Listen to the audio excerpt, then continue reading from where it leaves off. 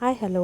ഇന്ന് മാർക്കറ്റിൽ പോയപ്പോൾ നല്ല ഫ്രഷ് ആയിട്ടുള്ള കുറച്ച് കണവ കിട്ടി. അപ്പോൾ അത് വെച്ചിട്ട് ഒരു കണവ റോസ്റ്റ് ഉണ്ടാക്കിയെടുത്താലോ? നല്ല ടേസ്റ്റാണേ. അപ്പോൾ ഇതിന് വേണ്ടി നമുക്ക് വെളിച്ചെണ്ണയാണ് വേണ്ടത്. വെളിച്ചെണ്ണ ശകലം കൂടുതൽ വേണം ഇതൊന്ന് വരട്ടിയെടുക്കാനായിട്ട്.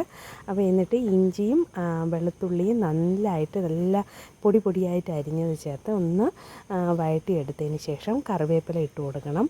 അതിന് ശേഷം നമുക്ക് തേങ്ങയുടെ ആ ഒരു കട്ട് പീസ് ഇട്ട് കൊടുക്കാം. അത് ഇതിനകത്ത് കിടക്കുമ്പോൾ കടിക്കാൻ നല്ല സുഖമാണ്. കൂന്തൽ കഴിക്കുന്നതിനേക്കാളും സുഖമാണ് ഈ തേങ്ങയുടെ കൊത്ത് കഴിക്കുന്നത്. എന്നിട്ട് ഒരു 2 കപ്പ് സവാള ചെറുതായിട്ട് അരിഞ്ഞത് ഒന്നിട്ട് വഴറ്റിയെടുക്കാം.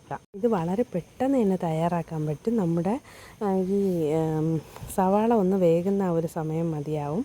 എന്നിട്ട് ഉപ്പ് ആവശ്യത്തിന് കുറച്ച് ഉപ്പ് ചേർത്ത് കൊടുക്കാം. എന്നിട്ട് കൂന്തലാണ് ചേർക്കുന്നത്. അപ്പോൾ കുറച്ച് ഞാൻ ഇഞ്ചിയും വെളുത്തുള്ളിയുടെയും പേസ്റ്റ് ചെയ്ത് വെച്ചിട്ടുണ്ടായിരുന്നു. അതും കൂടെ ഇതിനകത്തേക്ക് ചേർത്ത്, ചിലപ്പോൾ ചിലർക്ക് ഗ്യാസിൻ്റെ പ്രശ്നം ഉണ്ടാവും. അതുകൊണ്ട് തന്നെ കുറച്ച് ഇഞ്ചിയും വെളുത്തുള്ളിയും കൂടുതലിടുന്നതാണ് ഏറ്റവും നല്ലത്.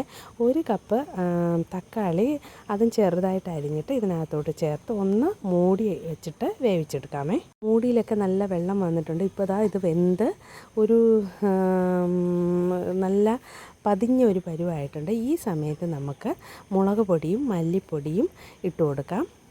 എന്നിട്ട് കുരുമുളക് പൊടിയും ചേർത്ത് നന്നായിട്ട് ഇതിൻ്റെ പച്ചമണം മാറുന്നതിൻ്റെ ഒന്ന് വഴറ്റി കൊടുത്തതിന് ശേഷം പെരിഞ്ജീരകത്തിൻ്റെ പൊടിയിട്ട് കുറച്ച് ചിക്കൻ മസാലയും കൂടെ ഇട്ട് വീണ്ടും ഒന്ന് വഴറ്റിയെടുക്കാം. ഈ സമയം കൊണ്ട് നമുക്കിവിടെ നമ്മുടെ കൂന്തൽ ഇട്ട് കൊടുക്കാം. കൂന്തൽ പിഞ്ച് കൂന്തലാണ്. അപ്പം ഒരുപാട് വേവിൻ്റെ ആവശ്യമില്ല. നല്ല മുറ്റിയതാണെങ്കിൽ കുറച്ച് വേവ് കൂടുതലാണ്.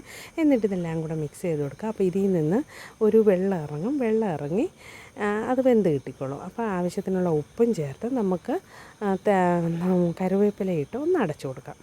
കറിവേപ്പിലയും ചേർത്ത് അടച്ചതിന് ശേഷം കൂന്തലിൽ നിന്നുള്ള വെള്ളം ഇറങ്ങിയതാണ്. കൂന്തലിൽ നിന്നുള്ള വെള്ളം ഇറങ്ങി ഇത് നന്നായിട്ട് ഒരു കറി പരുവായിട്ടുണ്ട്. ഈ കറി പരുവത്തിൽ നിന്ന് നമുക്കിതിനെ വറ്റിച്ചെടുക്കാം. ഇത് ഏകദേശം ഒന്ന് വറ്റി വരുമ്പോഴത്തേക്കും നമുക്ക് കുറച്ച് ടൊമാറ്റോ സോസ് ഇട്ട് കൊടുക്കാം. ഒരു ചെറിയൊരു മധുരത്തിന് വേണ്ടിയും പിന്നെ എല്ലാത്തിൻ്റെയും മധുരം ഒന്ന് ബാലൻസ് ചെയ്യാൻ വേണ്ടിയാണ്. നല്ല കൂന്തൽ റോസ്റ്റ് ഇവിടെ റെഡി ആയിട്ടുണ്ട്. ഒരു കലം ചോറകത്താക്കാൻ ഈ കൂന്തൽ റോസ്റ്റ് മാത്രം മതി. അപ്പോൾ വീഡിയോ ഇഷ്ടപ്പെട്ടാൽ സപ്പോർട്ട് ചെയ്യാൻ മറക്കല്ലേ. ടാറ്റാ.